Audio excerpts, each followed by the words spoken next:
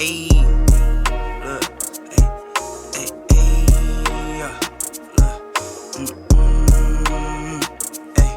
I'm in the lab like Dexter, brand new batch he tested. I'm with all the extras, don't try and bitch, I'm pressure. I'm the type to step on steppers, I'm the type to step on steppers, I'm the type to step on steppers. What is going on, everybody? Welcome back to another episode of the New Media Podcast. I'm your host, Ya. We hope you enjoyed the last episode because, as always, today's going to be an even better episode. I got the whole crew with me. Everybody's in the house today, and the division round of the NFL playoffs has officially wrapped up. So, of course, it's only right that we talk about it. Before we jump into our topic today, temperature check. How's everybody doing? Feeling good, man. I felt like it was a slow football weekend. I think I can agree with you there. Yeah, I felt like it wasn't too explosive. It wasn't too much of a couple of the games that I expected to be.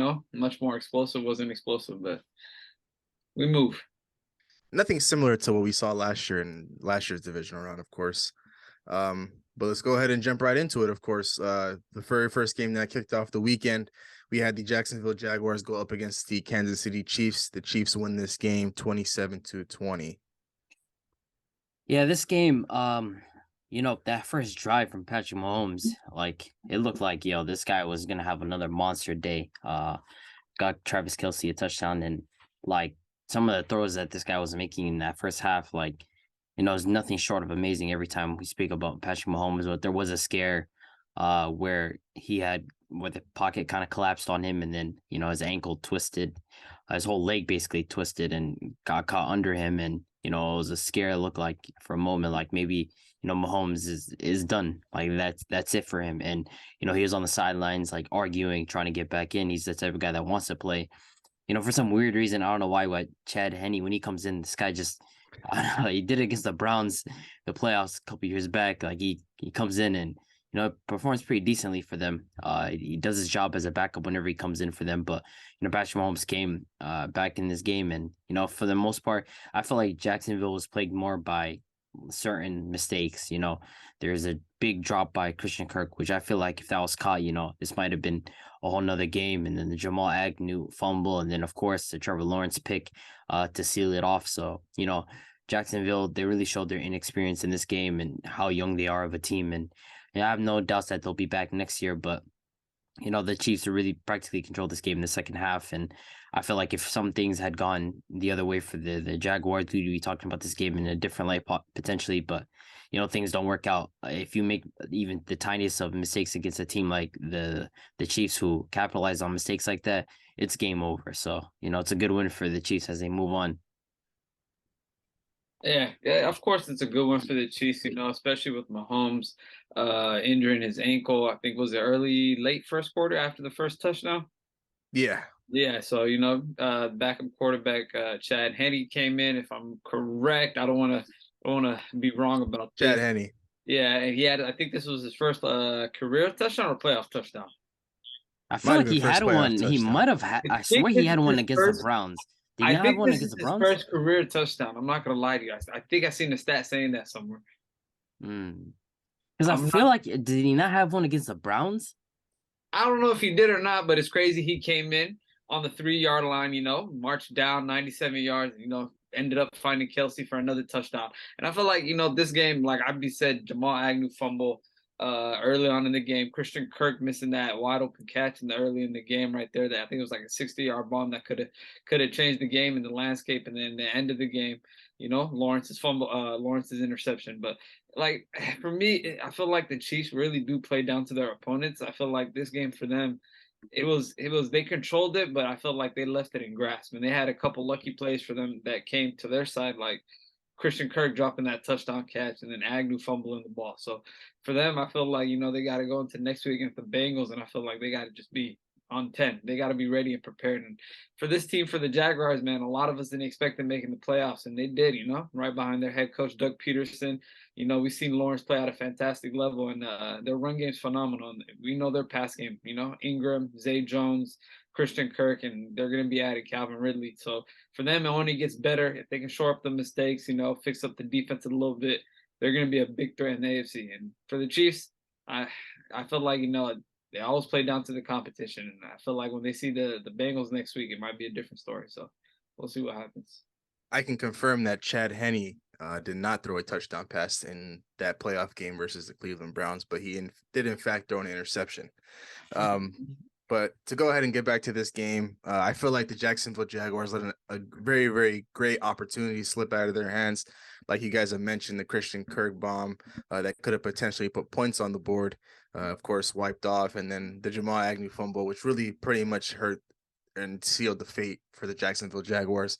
I'm not even going to fault Trevor Lawrence for throwing that interception late in the fourth quarter, simply because, you know, he had to play at an high up tempo offense, you know, with the clock not being on his side, knowing that he's down 10 points. You know, he just felt pretty much rushed, and a hell of a play by the Chiefs DB, that rookie who got the interception, the undrafted rookie, I believe, that got that pick 6 against the Chargers early on in the year, got another interception. So that was a hell of a play by him. But the Jacksonville Jaguars pretty much could have won this game simply because, you know, Patrick Mahomes was playing on one leg.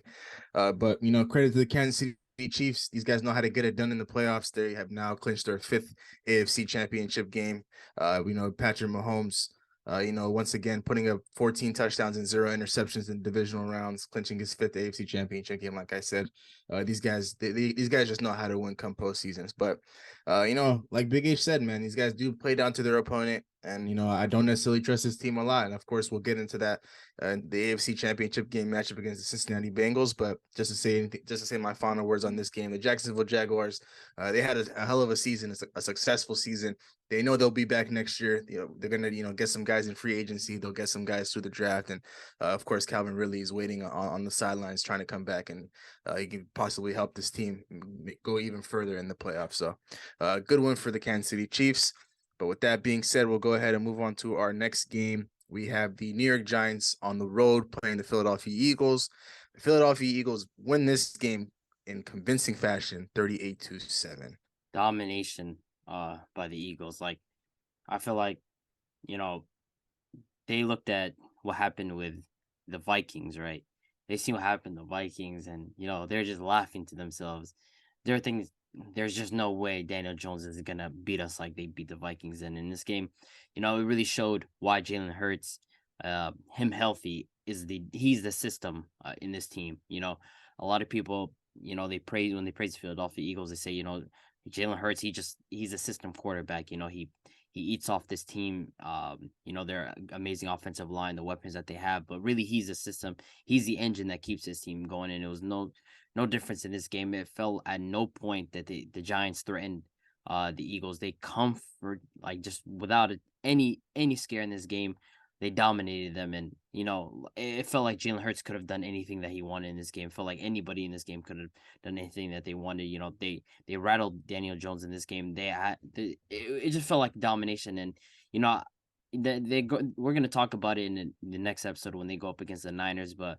Like, when this Philadelphia Eagles team has a healthy quarterback in Jalen Hurts, I feel like they're not afraid of nobody and anything. And, you know, they won this game comfortably, and I'm not surprised we had them winning this game. I don't think anybody should have, like, thought, you know, maybe it's a divisional game. The Giants, you know, they're gonna play with their hearts out.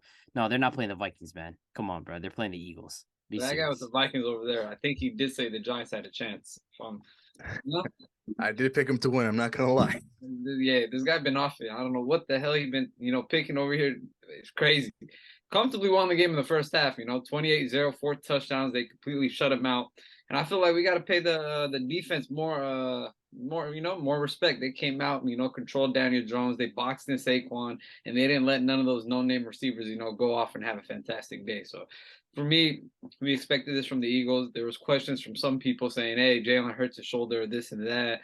But, you know, that rest that he had, it was fantastic. He came back.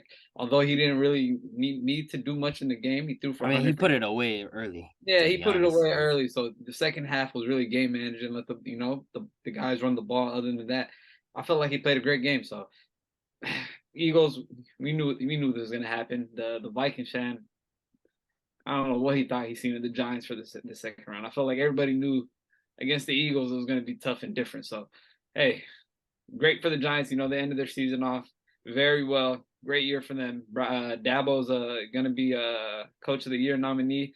You know, who knows? He might deserve it. I think he does. And The Eagles, man, they got a big matchup next week. And like Abby said, you know, Jalen Hurts is the system. And him, he's the engine to the offense. You plug him in and they go right back to winning. Right when he comes back, they go right back to winning. So we'll see what happens against that high-powered defense against the Niners next week, but we'll get to that. I'm not gonna lie, I don't know what got into me to even thinking about picking the Giants to win this game. Probably because of what they did to my team the week before. But to get back to this game, there were 4 games. So basically, there was 4 games this week, but there were 5 losers. And one of the 5th loser was the Minnesota Vikings, because pretty much everybody on social media was slandering the Vikings because they were like, okay, you know, they put up 400 plus scrimmage yards on you guys the week before, but this is what happens when they play a real defense. So you know, the Vikings were trending a little bit during this game. But the Philadelphia Eagles, like Abdi said, it was this complete domination from start to finish. I mean, the keys to this game for the Giants were they just couldn't fulfill those keys. You know, I thought I expected Daniel Jones to be a lot better, to, you know, pretty much do what he did against us, running the ball, throwing the ball, being accurate, you know, keeping the ball out of harm's way. And Saquon Barkley had to step up big in this game, and unfortunately, that wasn't the case. And the Giants could just never really find rhythm, you know, on offense. And then when you're not generating, you know, drives and converting on third downs and extending drives, you're putting your defense out there against, you know, one of the best offenses in the league. And of course, they're going to gas out, which is why the score was what it was, you know, 28-0 in the first half. So, you know, hats off to the Philadelphia Eagles. These guys were, you know, of course, the best team in the NFC, considerably the best football team in all the league. You know, now they're playing for the NFC Championship game on their home field, and it's going to be an interesting matchup. But I don't got too much to say about this game. The Giants, you know, they'll go into this offseason and address what they need to address. They need to re-sign Saquon Barkley. And they're probably bringing back Daniel Jones on maybe a 2-year contract, give him a couple more years, and then, of course, get him better receivers because, you know, Richie James and Isaiah Hodgins and Darius Slayton, I'll give him respect that he's a solid wide receiver, but those are 2 other guys who, you know, somehow, some way torched, you know, my team. I don't think they'll cut it. And I think everybody knows they're not going to cut it. So I think the Giants know that they have to address that in the offseason. But good one for the Philadelphia Eagles. And with that being said, we go ahead and move on to our Sunday slate of games. I feel like our Sunday slate of games are more interesting than our Saturday slate of games. And we kicked off with the Cincinnati Bengals going on the road to play the Buffalo Bills. And they can win this game in convincing fashion, 27-10, ending the Bills' Super Bowl hopes. This one, you know, this one is a sting for Josh Allen. Last year, you know, he was praised, or rightfully so, in that game against Patrick Mahomes, where he went off and, you know, he was said, you know, to be Peyton Manning to Patrick Mahomes, Tom Brady, and he's right there with him. And, you know, Joe Burrow comes in and just takes his lunch money. Simple as that. You know, he comes in and he decides to hold up, like, I'm here now, you know. And I feel like this was probably Joe Burrow's best playoff game in terms of, like, he hasn't had huge playoff games, but this one I felt like he was very calm, he was precise. He took advantage of what he was given, especially with a banged up offensive line. His center went down multiple times, Ted Karras, and then the whole offensive line was banged up. And I feel like it's hard to say, like, just on what level that these guys were beaten at. They were beaten at every single possible level you could think of, whether that was defensively, offensively, coaching. You know, Sean McDermott said he got outcoached, plain and simple. It felt like in this game that the Bills were the ones that were away. You know, this was supposed to be a snow game, and it was in their advantage. And, you know, the Bengals came in and they controlled the clock. You know, they ran the ball. I think averaging 5.1 yards per carry. You know, Joe Mixon had 105 and a touchdown. Joe Burrow had 2 touchdowns. You know, he got Hayden Hurst involved. And, you know, I felt like the Jamar Chase one could have went their way as well. But, like, on all levels. And, you know, Josh Allen, right, he was praised for a couple of years now. And now this is another year that he's sent home. And, you know, a lot of people were talking about this guy is right there behind Patrick Mahomes, and it seems like now he's just got unseated from that second spot, and he's put behind Joe Burrow after this playoff game.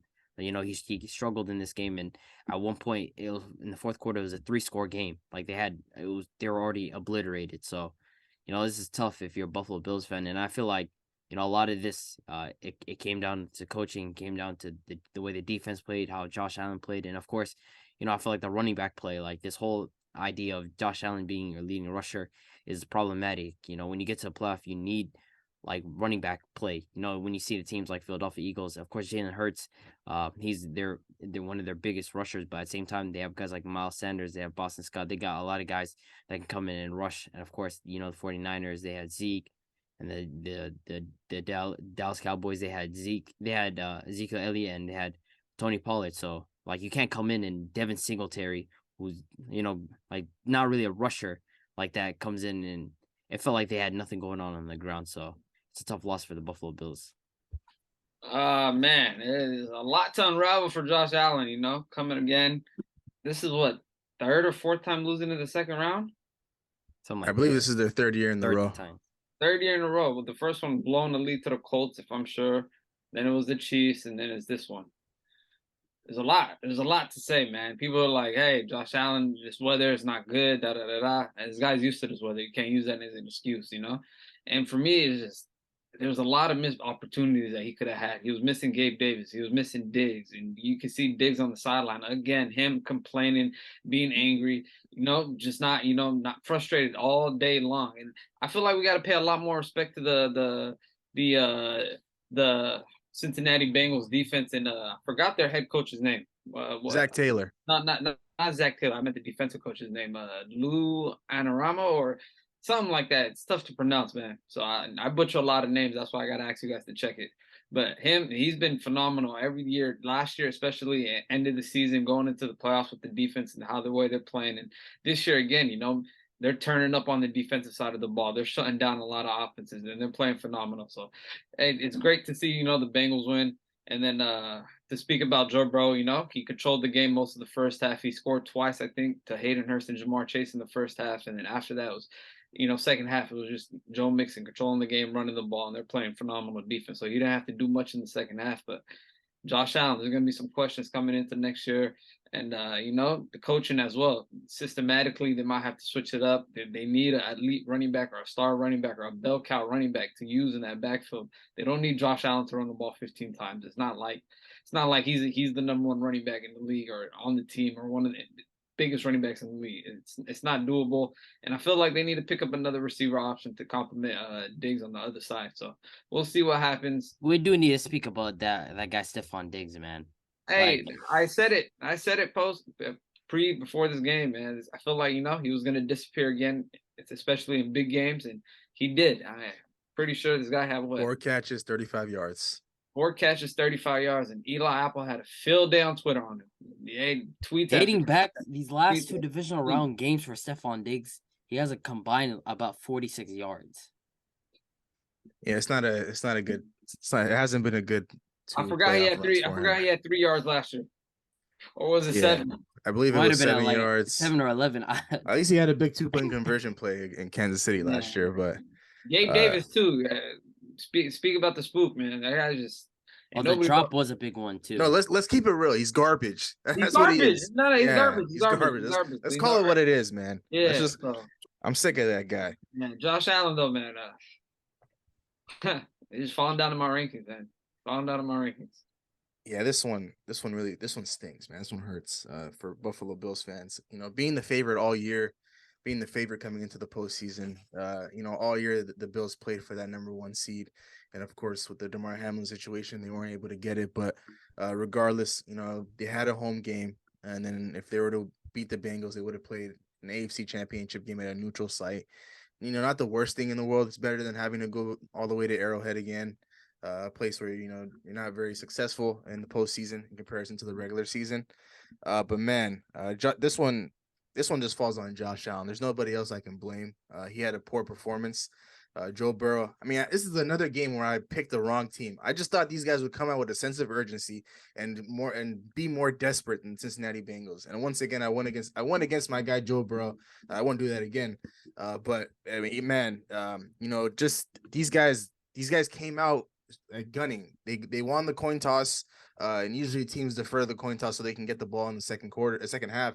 And then the Bengals said, no, we're going to take the ball and then we're going to go ahead and march down the field and get 7. Then we're going to get the ball again and we're going to march down the field and put up another 7 and go 14-0 just like that. And there was never a point in this game where the Bengals felt like, yo, you know, we're probably letting, you know, these guys hang in there and we're taking our foot off the gas. These guys had control from the game from the start all the way to the clock hit 0-0 in the fourth quarter. I don't know where the Bills go from here, though. I could speak about how poor they played all around. Stephon Diggs once again not showing up in the divisional round of the playoffs, and Gabe Davis being garbage. I told you guys in the beginning of the offseason, towards the end of the beginning of the season, I wasn't buying into his hype. One game where he had 4 touchdowns against a sorry Kansas City Chiefs secondary last year, wasn't really going to fool me. And throughout the entire season, he was a true boomer bust wide receiver, whether you had him in fantasy or you're just watching in real time. This guy isn't a true wide receiver too. It doesn't matter if he gets 7-8 targets a game. This guy's not going to perform. He's just really a home run guy or just nothing, and that showed. And so for Stephon Diggs, the Bills got to do a better job at complimenting him. Like Big H said, they need to really get him a true wide receiver too. They need what the Bills need specifically actually is a low end wide receiver 1, high end wide receiver 2. What we're seeing right now with these last 4 remaining teams is either they have a solid wide receiver 1 and then a wide receiver 2 that could potentially be a wide receiver 1 in the future, or just 2 dominant wide receivers. But either way, you can't double one guy and then just have the other guy eat, and that's what these last 4 teams have.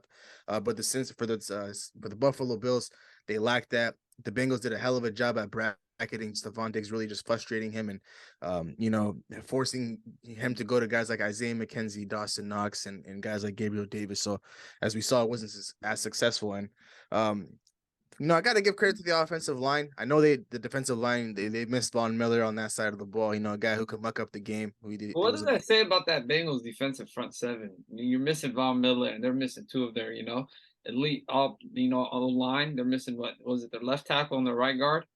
You mean the Bengals offensive line? Bengals offensive line. They're missing 2 guys. Yeah, I think, they're banged up.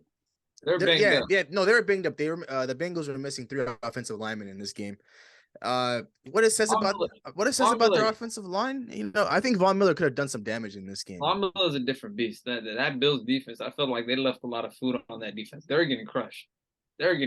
Run game, pass game, it didn't matter. Von Miller would have made a big difference, So it's the whole reason why they paid an edge rusher that's kind of getting up there in age, all that money, a guy that can muck up the game and really just make a huge impact. But Joe Burrow, one thing he's worked on this year is getting the ball out a lot faster, and he's not holding on to the ball and taking sacks and stuff like that. He had pretty much had a clean pocket all game. He only had 1 sack, so it was a hell of a performance by the offensive line, and it was great coaching by Zach Taylor. But if you're the Buffalo Bills organization, I'm not too sure where you go from here as a franchise, because the Kansas City Chiefs are only going to get better. They're going to learn whatever happens in the AFC Championship game, or if they make it to the Super Bowl, these guys are always going to continue to help Patrick Mahomes, and they're always going to add to their arsenal of weapons. And then you already have the Cincinnati Bengals, who have clinched their second AFC Championship game in back-to-back years.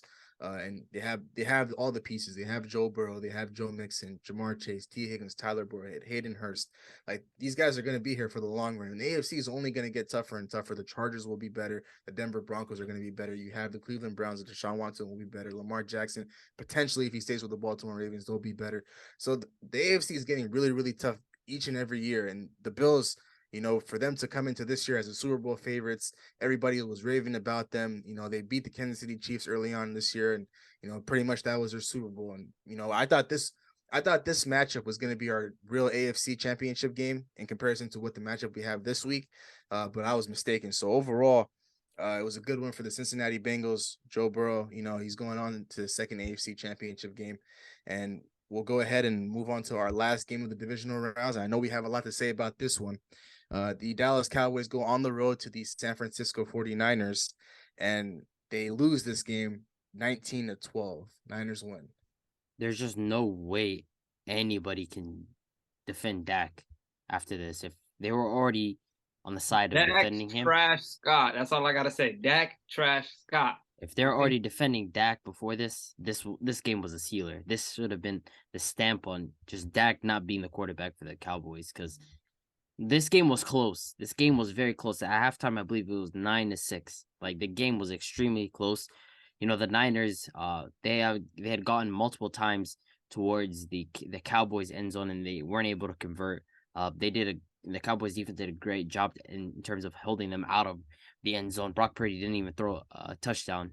He did a great job at getting George Kittle involved. Especially there's one drive where George Kittle got multiple big time catches, and Christian McCaffrey got the touchdown. But the Cowboys, they had a chance at winning this game. CeeDee Lamb had 117 yards, but like when your quarterback throws 2 interceptions, it hurts. It really hurts. And like this was another winnable game for Dak Prescott. I felt like reminiscent of last year when they had a chance at winning this game, and the exact same thing happened. Dak Prescott comes up short. He throws an interception. He comes up with these turnovers, and I feel like the Cowboys themselves, you know, like I mentioned this in the preview episode, I thought that they were going to do a better job at capitalizing on potential mistakes by Brock Purdy. There was a interception that Trevon Diggs could have got, and that fell out of his hands. And there's a lot of plays that could have gone to their side, but of course Dak Prescott's at the head of this of not playing good. They had chances. The defense did, in my opinion, a good enough job at limiting Debo. Like Michael Parsons said, you limited Debo, you limited Christian McCaffrey, and you still lose that game. Then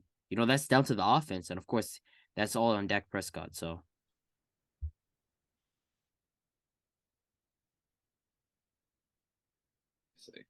Yeah, we spoke about Dak Prescott, the guy that missed 5 games in the regular season, led the league in interceptions, and then came back and played a fluky Tampa Bay team that we all knew and expected that Dallas was gonna, cook him. And we just say, we're just gonna pick Tampa because we hate the Cowboys. But right back to regular Dak Prescott. 2 interceptions, 2 horrible interceptions.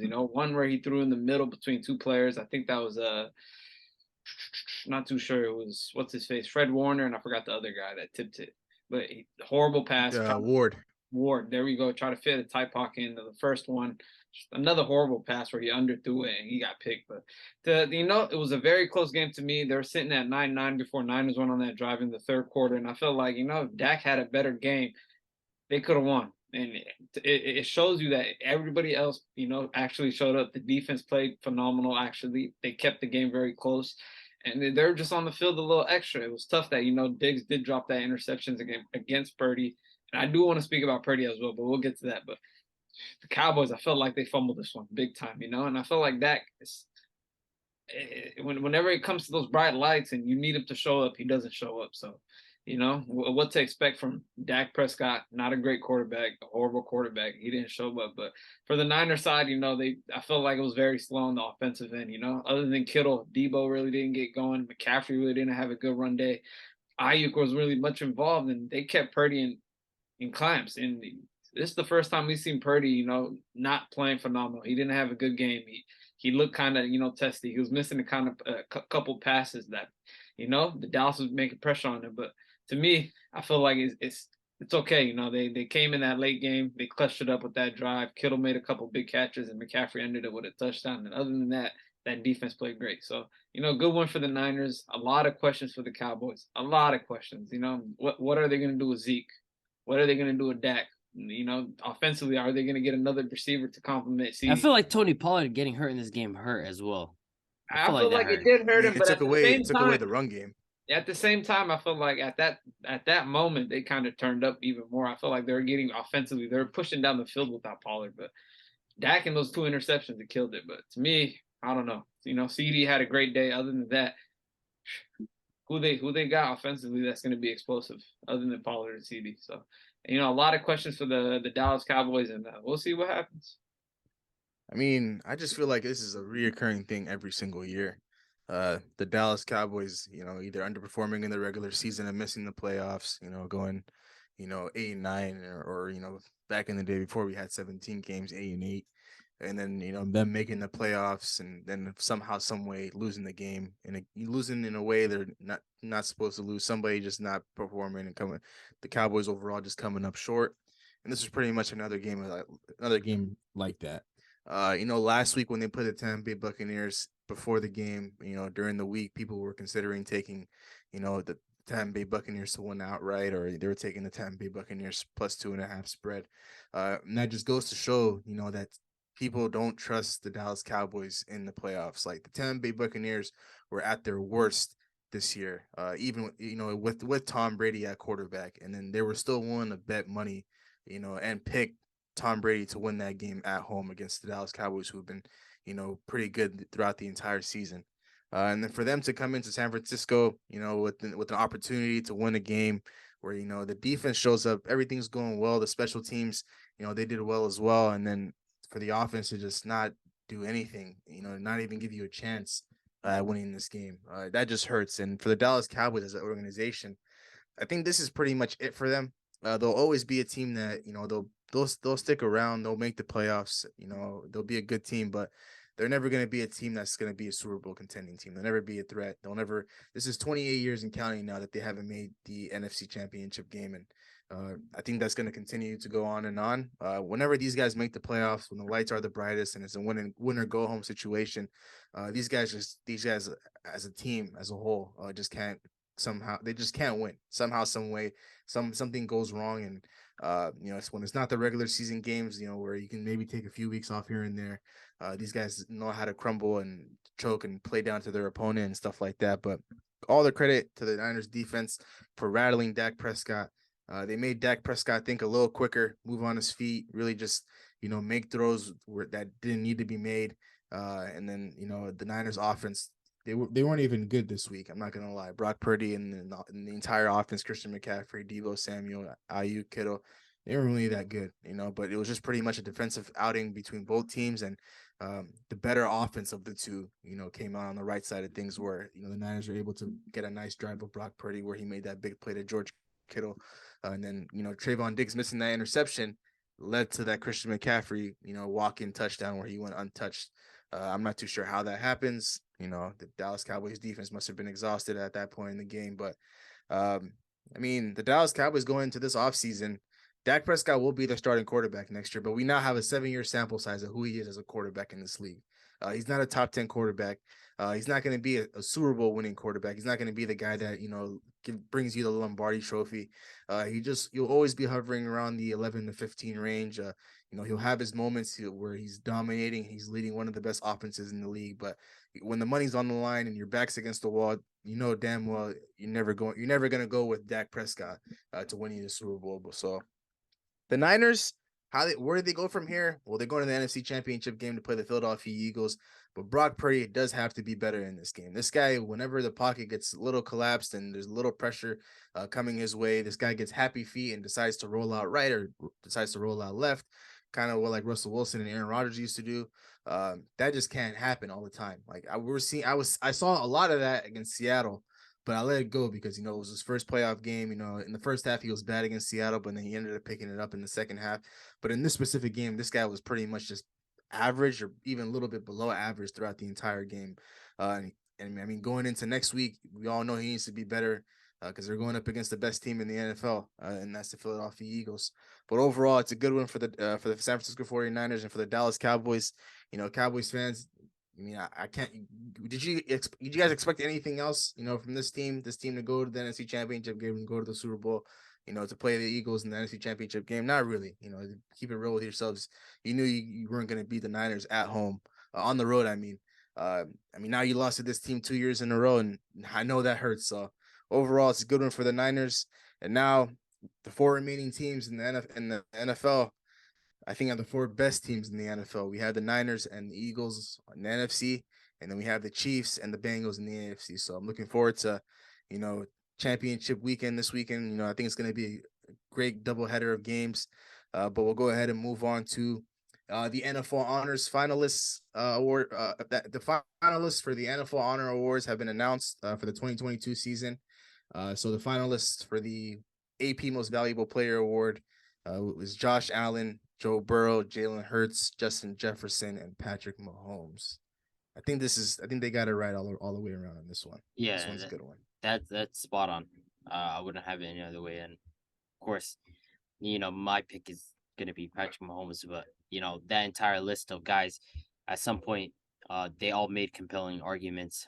Whether it was Jalen Hurts, you know, I felt like when he got injured, that's when the award was kind of like sealed off. You know, Josh Allen, it was really up until those games where that 3-game stretch where he started turning over the ball heavily and, you know, he started blowing games. And then Joe Burrow, you know, he started off a bit slow and then started to pick it up and, you know, he cooked. But, you know, Patrick Mahomes, that's a guy that we know for sure is going to win the MVP, man. This is just the quarterback's award, though. But hey, man, it's really just the quarterback's award, and yeah, it's good to see Justin Jefferson on the list. You know what I'm Yeah. saying? So Yeah. hey, a receiver on the list is good to see. But yeah, Mahomes, I feel like he's gonna win it. You know, Hurts missing those last couple games in the season. I feel like you kind of had it. You kind of had it, but it's gonna be Mahomes this year again, and it's not bad for him. You know, another MVP under his belt. Let's see what happens. But it's a good list. I'm just glad to be here, man. You know, my guy's on the list. He made it. He made the cut. I know he won't win the award, but to be on here, just goes to show what type of season he had. So, we'll go ahead and move on to our AP Defensive Player of the Year finalists. We have Nick Bosa, Chris Jones, and Micah Parsons. I saw on Reddit on Twitter. He was angry Hey, about hold on. this. First off, who do we all pick in the beginning of the year? I believe I picked Micah Parsons to win this award. I had Nick Bosa. I probably had TJ Watt. I had TJ Watt, but my second one was Nick Bosa. TJ Watt got hurt. But I feel like we all agreed on. I think Nick Bosa wins this one. Yeah, I don't think. I don't think it's a landslide though. It's not going to be a landslide. I feel like it's going to be between him and Parsons. But like the reason why I'd have Nick Bosa is because that win streak that they went on. I feel like he won games for them single handedly, in my opinion, with just his play. Like the thing, there's a game where he had like 3 sacks by himself. Like the guy was just absolute tank. And didn't Bosa miss like 2 or 3 games this year? Yeah, he did. Phenomenal. Hey, yeah. Like I got to give it to Bosa. do we agree with the Parsons, short list though? Who was the third? Chris Jones. Chris Jones has been ridiculous though. You gotta remember as a D tackle, it's tough to get ridiculous. Sacks, and he got 15 and a half sacks this year. You know what's crazy though? I don't think this guy apparently has a sack in the playoffs. He does not have a sack. That's ridiculous. That's crazy. That's crazy. I mean, he's looking to get one this week. You know, I saw on Reddit was crying on Twitter. Yeah, I saw on Reddit was heated on Twitter, man. What was he saying? He thought he should he's basically calling it BS, like the list. I feel like there's a couple other guys ahead of him. Like I would say Matthew Judon, like if he wanted to make an argument. I feel like you could put Crosby ahead of him. You got Michael Parsons, you got Chris Jones, you got Bosa. There's 5 guys right there. Yeah. I mean, regardless, he wasn't even going to win the award, but I guess being a finalist for the award is kind of like a pat. Actually, I had Myles Garrett. Now I remember. I had Myles Garrett winning the award. Yeah, not TJ Watt. Yeah, I mean, he didn't have a bad season. He had a pretty good season, to be honest. Yeah, it's just not on the level of these guys. But now we'll go ahead and move on to AP Offensive Player of the Year. We have Tyreek Hill, Jalen Hurts, Justin Jefferson, and Patrick Mahomes. Do we feel like if they give the MVP to Patrick Mahomes that this would go to Jalen Hurts? Or do you think it's pretty comfortably Justin Jefferson going to win this? I think there's an argument between Hurts and Jefferson. I don't know. I feel like this one might be strictly a skill position one. I feel like this is a wide receiver running back position. If we look at the past, they have gave it a skill positions a lot more than quarterbacks. Yeah. Quarterbacks always, they lock in that MVP award. I feel like they are going to give it to Jefferson. The thing is, though, I mean, I'm not gonna lie. Of course, once again, I'm happy to be here, but seeing Patrick Mahomes and Jalen Hurts on this list, it just pisses me off because of course they're on the MVP list, and we know one of those two are going to win the MVP award, and I think we all know it's going to go to Patrick Mahomes. I feel like the NFL just have to give this award to Jalen Hurts because he missed the games in the regular season, and if he didn't miss those games, he would have won the MVP award. And I'm pretty sure it would have been vice versa. Mahomes would have won this award, and then Jalen Hurts would have won the MVP award. So, I'm hoping Justin Jefferson somehow, some way wins the award, but going back to Justin Jefferson's rookie year, I believe they gave Offensive Rookie of the Year to Justin Herbert. And I felt like they should have gave it to JJ. But a guy that that would have won this award if his quarterback didn't get hurt so many damn times was Tyreek Hill. He was on pace for 2,000 yards at some point in the season, and then with Tua going down and Teddy Bridgewater going down. Of course, he didn't end up finishing with 2,000 yards, but I think he finished with maybe close to 1,500 or 1,600 yards. I think it was 17, 10. 1,700 yards and 10 touchdowns. So he did have himself a hell of a season. No. I think it was 1,710 yards and I think 7 touchdowns. Yeah. So, worthy enough to get on the list, but, he was a runaway favorite to win the Offensive Player of the Year award. But I do believe they'll give this award to Jalen Hurts because you can't give him the MVP award, so you got to give him an award for the season he had, especially with the way the Eagles have been playing throughout the entire year, being the best team in the NFL. I don't know. I think they're gonna give this to Justin Jefferson. I think they're gonna give this to Jefferson. I Like hope I so, feel like man. they give the offensive player of the year to a quarterback when he has like a very, very special year. Like I'm pretty sure the last time a quarterback has won this award was probably Patrick Mahomes in 2018. Like that's probably the last time a quarterback won He this had like award. 50 touchdowns that And year. he had like 50 touchdowns. And before that, probably Matt Ryan or something. And then Matt Ryan threw for like 40 touchdowns basically. Like I think you have to have like a really special season to win this award as a quarterback. They're like they lean heavily to the wide receiver, running back. Who won it last year? Was it I'm, Jonathan I'm, Taylor? I'm, I'm It looking was at the Cooper Kupp. list. Cooper Cup, Henry, Michael Thomas, Mahomes, Todd Gurley, Matt Ryan, Cam Yeah, Newton, DeMarco Murray, Peyton Peyton Manning, Manning. MVP. I mean, yeah. I mean, They God side damn, more when with did the Peyton Manning win this award? Like 2010? 2013 when they had that yeah, crazy Broncos 2013, season. but yeah, 2013, yeah, 50 55 touchdowns touchdowns. that year. Yeah, that was a crazy season. I think this Justin Jefferson is a pretty comfortably the favorite for this award. Yeah, I think Jefferson gets it. I hope so, man. Because Lord knows we need it after the way we went out this year. But we'll go ahead and move on to the AP Offensive Rookie of the Year. I do have a problem with this one, and I know you guys do too.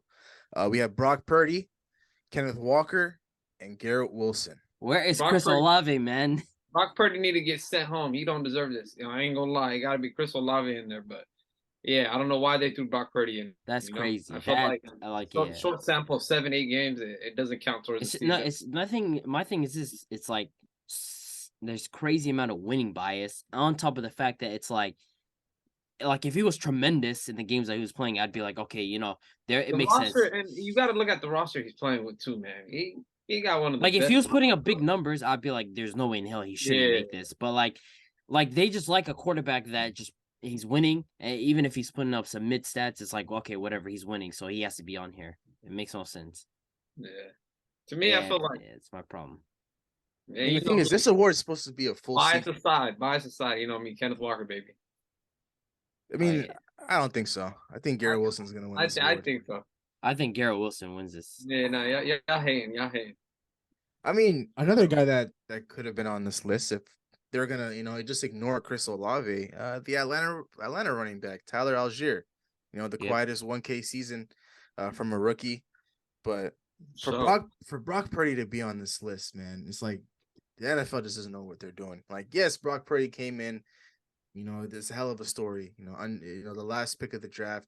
You come into the Niners team that needs a quarterback, and they have all the pieces around him to succeed, and he just needs to be the guy that steadies the ship, and he steadies the ship and leads him to the NFC Championship game. It's just not enough of a body of work to just go ahead and put him into this list. If I'm Chris Olave, I'm upset.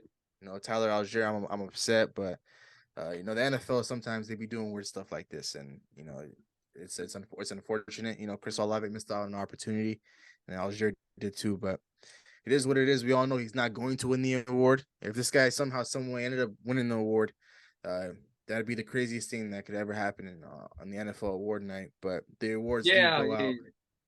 Brock Purdy's tripping. They go out before the Super Bowl. So Kenneth Walker, though, man. 1,200 yards total, 9 touchdowns, man. I'm just saying, Garrett Wilson, 1,100 yards, 4 touchdowns. And he didn't get the start. He didn't. Yeah, but the Zach Wilson tax though. But at the same time, Kenneth Walker missed 2 games. He didn't get to start till like week 4. So I mean, to me, it's a little more impressive. I mean, either way, one of these two guys are going to win the award, and we know Brock Purdy's not going to win it. But we'll go ahead and move on to AP Comeback Player of the Year. We have Saquon Barkley, we have Christian McCaffrey, and we have Geno Smith. I think this one's a tight race, very similar to AP Offensive Player of the Year. I have Geno winning this. I think there's a very, very compelling argument for Geno Smith. I mean, this guy probably should have been out the league by now. And, he comes in, and even in training camp, he didn't look particularly great or anything. And next thing you know, this guy has the Seahawks in the playoffs playing against the Niners. So, I think all credit, he's been one of the better quarterbacks in the NFC, if not one of the best in his own conference. So I feel like he has a great argument for comeback player of the year. Of course, Christian McCaffrey, those last 10 games for the Niners, when they went on their win streak, he's been phenomenal. Saquon Barkley, especially the first half of this season, he was cooking. But I feel like my pick would be Geno Smith. Ooh, I'm in a tough predicament right here. I did choose CMC at the beginning of the season. I feel like phenomenal way to end the season. The last 10 games, even the last couple games with the Panthers, he was low key turning up, and then right, he got traded to the right team, right system, perfect fit, and he lifted off. And Geno Smith, the guy that we expected, a lot of people expected not to do much with Seattle. A lot of people expected us to win 2 to 3, 4 games. It wasn't going to be much. Geno Smith was just going to be a placeholder. Guy into a 4,300 yards. I'm not too sure. It was a 29 touchdowns, like 6 interceptions or something.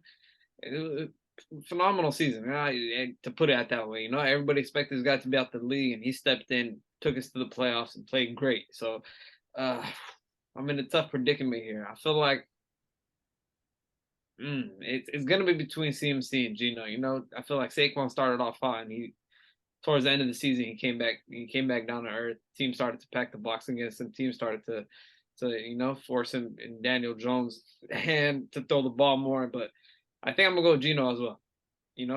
I'm around my guy Geno. So there we go. Yeah, I think I'm gonna agree with you guys on this one. I think because the reason why I believe Geno Smith is gonna win this award is because of the story.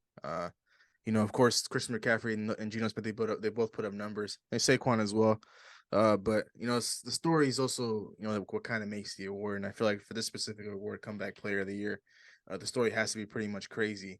And Saquon Barkley coming off the torn ACL, pretty much being injured, and then Christian McCaffrey always being banged up, but Christian McCaffrey's he's had a record of being injured, for these last couple of years. It's not like a crazy story, but for Geno Smith, I think he has the best story, best Hollywood story, I would say. So I don't disagree. I would give him this award, but for some reason I skipped AP Defensive Rookie of the Year when we're talking about Offensive Rookie of the Year. The nominees for these are Sauce Gardner, Aiden Hutchinson, and Tariq Woolen. Yeah. Yeah. They got it right. Who you picking? Sauce Gardner is gonna win this. New York media, baby. We all know Sauce Gardner is gonna win this. Let's be real now. Miss me with that bullshit. He's gonna win it, bro. Like he's gonna win the award, bro. You can make. I'm gonna say it on here, like live, direct. Tariq Woolen's a better, cornerback than him. You can honestly you can argue that. I don't think it's close. But like, I don't think it's close. Just because he got the but what? It's not gonna help your argument because he's gonna win it, like regardless of what happens. That's some BS shit. Yeah, it's bullshit. But keep pushing. I got my guy Woolen. He got his All Pro and he got this. So yeah, All Pro, and I think he made the All Pro rookie team. It's just can't wait till he gets exposed next year. I don't know about all that, man. You gotta wait till next year for that. But the awards ceremony in 2 weeks, he's gonna come away with this award. New York media, bro. It's strong, man. It's strong. See what we did to the Jets. I just feel like I don't know. That's cornerback versus cornerback. You don't really match up, so it's like his team got cooked, and our defense just gave him 3 points. You know what I'm saying? So he's part of that defense that gave him like 20 something. But I ain't gonna speak about that. Yeah, I do think that they got it right with the finalists for this award. But unfortunately, Big H. Hutchinson had a great year though. Hutchinson, the second half of the season, he was he turned up second half of the season. I felt like the first game he had like 2 or 3 sacks, and then slow 6 games, and he came back towards the second half of the season. And they all start off with that Packers game too. Yeah, and that's what kickstarted that Aiden Hutchinson season. But now we move on to AP Coach of the Year. I definitely have a problem with this one, but the finalists for this award, we of course Brian Dable, Sean McDermott, Doug Peterson, Kyle Shanahan, and Nick Sirianni. You have a problem because Kevin O'Connell's not on there, huh? I do. And didn't they show just 3 people? I don't. Kyle Shanahan, Giants coach, and I forgot the last one. I think it might have been Doug Peterson. Did they shorten the list? Yeah, they shortened all the lists. No. I remember seeing 5. They didn't shorten this list. I'm pretty sure. These are the finalists. I'm looking at it right now. No, hold on. Yeah. But I think every coach here outside of Sean McDermott, of course, they were deserving to be the finalists for this award. But Kevin O'Connell, that one was a big head scratcher for me. Like, we only had a combined, I think 15 wins in the last 2 years. We didn't win the North these last couple of years. I don't think we made the playoffs.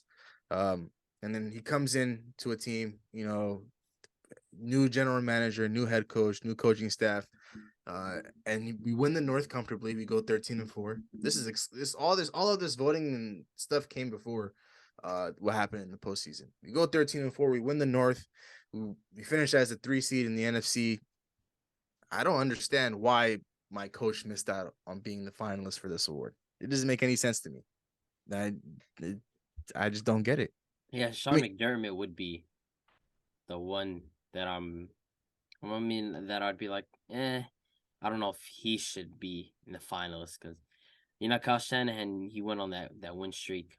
Doug Peterson, he completely transformed this Jaguars team after last year's debacle with Urban Meyer, and then of course Brian Dabble going above and beyond expectations. And I don't see a problem with this list other than maybe Sean McDermott. There's an argument to be had there whether he deserves to be up there. So I see the justification. Sean McDermott is the only one for me, and I feel like not even Kevin McConnell should get the spot. My guy Pete Carroll, Get out of here, bro. Get out of here.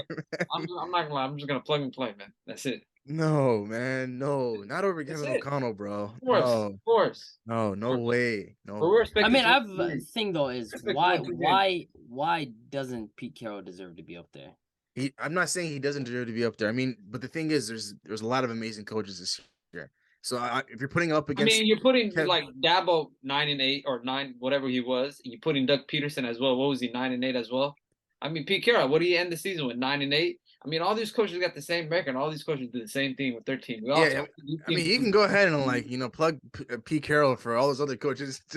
Don't try to plug him in for my coach, man. The Vikings. The thing is, though, we knew what we knew what's up. We didn't know nothing. We expected 11 or 12 wins this year. Yes or no? Yes, we did. 100%. Okay, we did. And then that's credit. But who is that credited to, though? What do we expect playoffs? You guys are gonna choke and lose. Yes or no? Do we call that? We call that week 5 or 6. The thing is, saying that every single week. No, but you gotta understand, the finalists for these awards, they come out before the playoffs. So whatever happened in the playoffs doesn't matter. Playoffs, season wise, winning games by less than 3 points. That's the points. We were like that. We were some teams boys. are supposed to blow out, and then the teams you guys faced, other than the Bills, getting blown out. What was it about the Cowboys 40 to what? I forgot the score. It was a bad score. I mean, the season getting cooked by the Packers. I forgot what other game you guys got cooked. That was a bad loss. The Eagles. I'm just saying.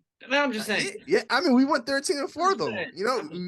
We were winning 1-score games. We had a crazy story of a season. Of course, it ended in terrible fashion, but for me, it's just Pete Carroll, the revival of Geno Smith after losing a fantastic quarterback that was, playing great for us, somewhat during the season last year and the before.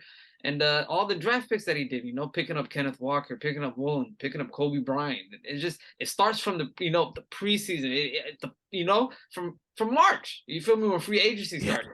I agree with you. You could have Doug Peterson's spot. I don't think Kevin McConnell deserves a spot. He's a little towards the bottom. No. You could have Doug Peterson's spot because, of course, we know Brian. You had a lot of Vikings propaganda during the season. We let you bring out 5 or 6 different fans. No more. We're shutting that down. No, we're not. We're shutting that down. You get JJ. That's it. Nothing else. Nothing more than JJ. Hey, man, if I got JJ, who's a top receiver in the league, I'm gonna be all right. But I mean, I think we can all agree though that Brian Dable will win this award. I can't see it any other way, to be honest. Because of course the voting was before the playoffs, but I think they're gonna take into account, him going into Minnesota and beating us into even with the way they started their season off too this year. It was 6-3, 7-3 or something like that. Yeah, they did win 7 games. Yeah, so I mean, well deserving of the award. So I mean, I'm not too mad at it. Kyle Shanahan ripping off that win streak towards the end of the year. There was after that Kansas City loss.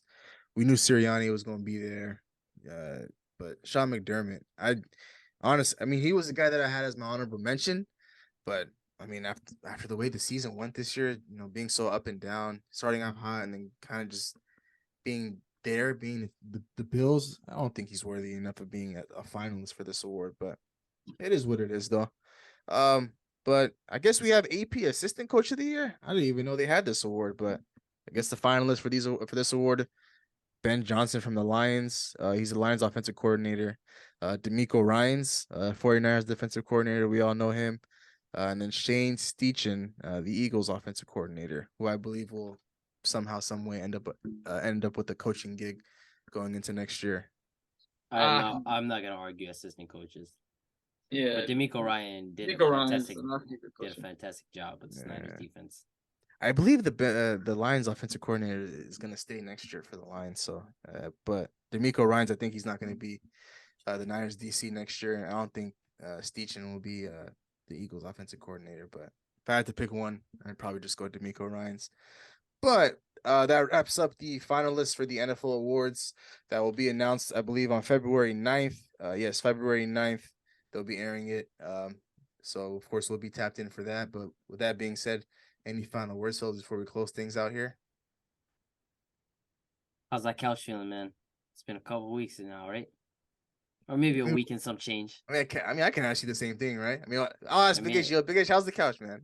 It's comfortable, you feel me? You know, the Packers fan is a little stinky because he's been on there for a while, so you gotta go shower up and clean up. But us, I'm chilling. Yeah, I got nothing wrong with being on the couch. You know, we only have 3 NFL games left of the season, so of course we'll be right here to talk about it. I am looking forward to championship weekend. I do got a lot to say about the AFC matchup that we got, but I'll hold off and say my piece in the next episode. But with that being said, we'll go ahead and close things out here. Thank you so much for tuning into today's episode. We really appreciate your love and support. We'd greatly appreciate it if you like, comment, and subscribe to our YouTube channel at New Media Podcast. For those of you that are watching us on YouTube, all of our social media handles will be at the end of this video. And for those of you that are listening to us on Apple and Spotify, if you go to our Instagram page at New Media Podcast, you'll be able to navigate yourself to all of our social media handles there. So once again, thank you so much for tuning in. And of course, see you guys in the next one. Peace. Record a new hit, then we making us a film. Wouldn't sign a deal if I got a couple mil. Been in the lab, now they throwing out deals. Me and now Lakes, now that's overkill.